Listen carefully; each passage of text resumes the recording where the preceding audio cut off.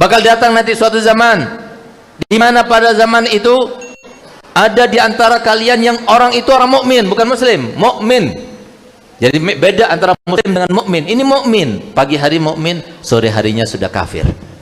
Sore hari mukmin, pagi harinya sudah kafir. Kenapa? Karena dia menjual agamanya dengan dunia. Ini zamannya sekarang ini. Enggak usah kita itu, oh ini fulan. Bisa jadi kita terlalu mengagung-agungkan masalah dunia. Bahkan seakan-akan dunia itu adalah segala-galanya. Siapa bilang? Allah Ta'ala melalui Nabi kita Muhammad SAW telah bersabda bahwasanya lau kanatid dunya tazinu indallahi janaha ba'udatin ma saqa minha syurbata ma'in kafiran qat.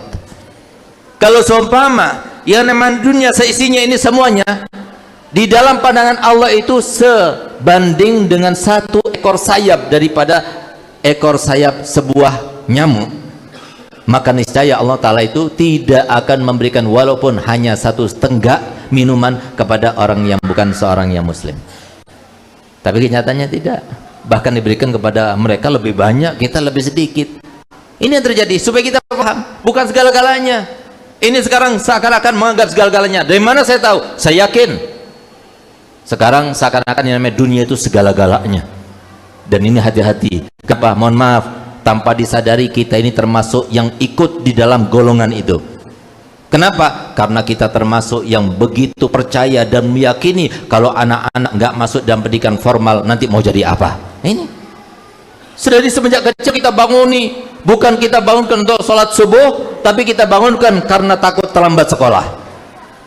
Ini yang terjadi sekarang nih di rumah-rumah kaum muslimin. Ini yang terjadi. Padahal Allah Ta'ala telah firman dalam Al-Quran, wa'mur ahlaka bisolati wastabir alaiha la nas'aluka rizqan nahnu narzukuk wal aqibatu littaqwa.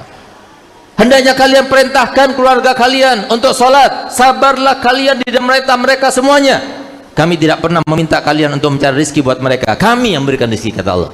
Kami yang berikan rezeki. Silakan tanya kepada orang yang punya, orang yang punya harta, orang yang punya toko, tanya kepada mereka, waktu kamu punya toko itu prosesnya gimana?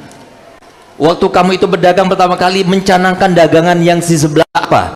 Terkait dengan apa? Pasti kalau orang kaya-kaya itu jujur, maka kekayaan yang mereka dapatkan sekarang itu bukan dengan sesuatu yang dicanangkan sebelumnya, tapi itu semata-mata sesuai dengan firman Allah Ta'ala yang kita diperintahkan untuk membacanya selalu, la haula wala quwata illa. Nggak ada usaha, nggak ada upaya, semata-mata semuanya pemberian Allah SWT kepada kita semuanya. Jangan merasa kita sok, jangan merasa kita sombong. Semua kekayaan yang kita miliki itu adalah titipan Allah yang berikan. Kalau seumpama memang yang namanya usaha itu menentukan kekayaan seseorang, maka tentunya para kuli itu harusnya orang yang paling kaya di dunia. Kenapa? Yang paling kerja keras. Kesian itu para kuli, kesian itu tukang beca itu. Coba lihat, justru orang yang bos-bos itu pekerjaannya ringan, tapi dia yang paling banyak uangnya. Yang paling pekerjaannya yang berat justru dia yang paling miskin, yang paling nggak punya. Siapa bilang bahwasanya kekayaan itu dengan usaha dan upaya? Siapa bilang yang namanya kekayaan itu datangnya daripada orang tua?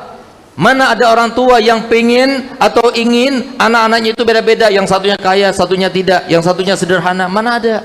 Semuanya ingin berharap orang tua itu anaknya semuanya kaya, semuanya sejahtera, semuanya sentosa. Tapi apa yang terjadi?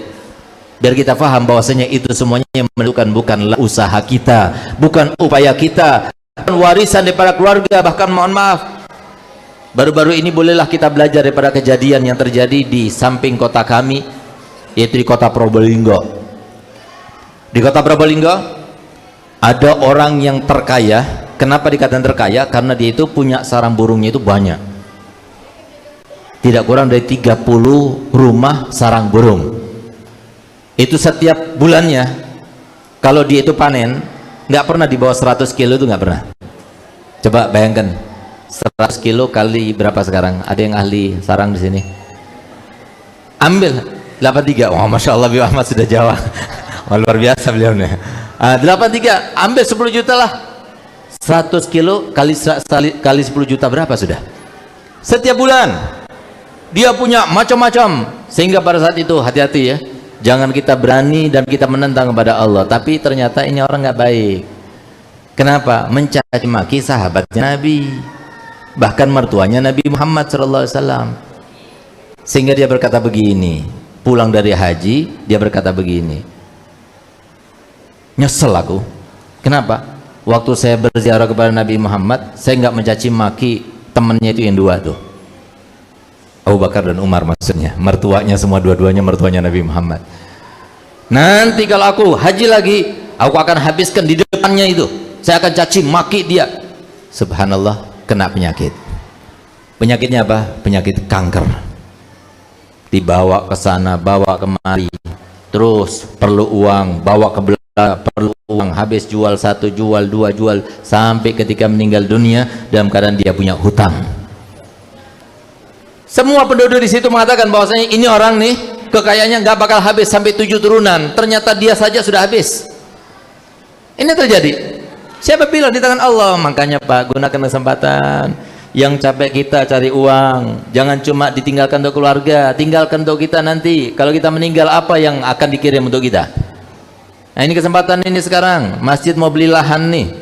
Nah, kalau mau nitip, bagus itu. Kata Nabi SAW, man bana baitan, man bana masjidan, banallahu baitan fil jannah. Nggak usah masjid.